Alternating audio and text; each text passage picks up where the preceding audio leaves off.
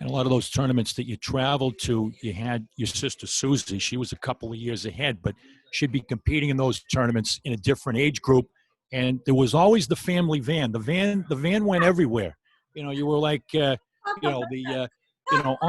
tour in the van, and a lot of miles covered in the van. So a lot of time to talk tennis, and a lot of camaraderie and family time and bonding with your sister. I'm sure you two were very close. Yeah, I was very fortunate, and I think any younger sibling has a blessing to have someone that's older that is already worked hard or trained hard or plays a discipline, because you will automatically, the younger sibling will automatically be better because you're playing with someone that's stronger, older, wiser, more experienced. And so my sister didn't have that advantage. She didn't have someone older than her. She played with my parents, obviously, but for me, I always was able to play with someone that was stronger and older and better.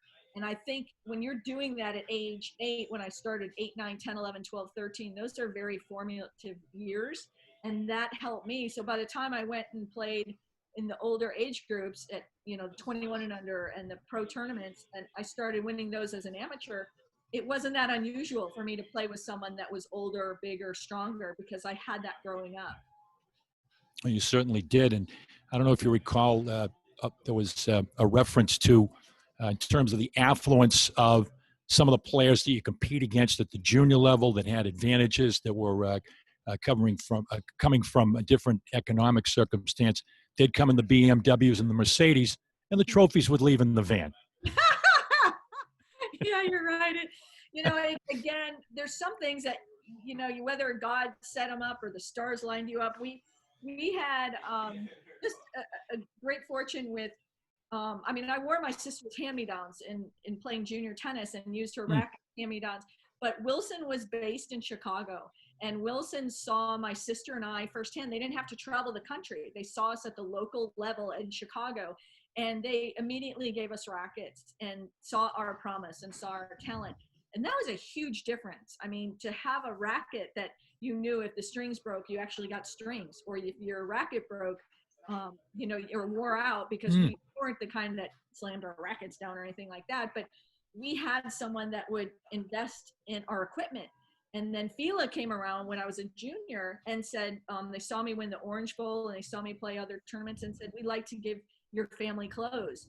That was huge because my parents were counting. I remember them counting quarters on the table just to see if we were going to be able to make it to indoor tennis. So, thankfully, those two companies came through for us because, we didn't have, like now you have the USTA development system, and a lot of countries have very good development systems.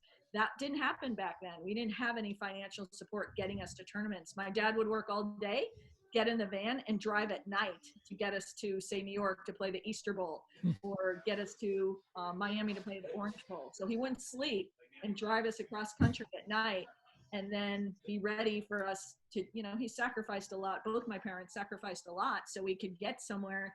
But as he always said, my dad always said, I want my daughters to play tennis so they can do something together, but also so they can stay off the streets. So they won't get in trouble. They'll be too tired to get in trouble because they'll be doing something that they love doing.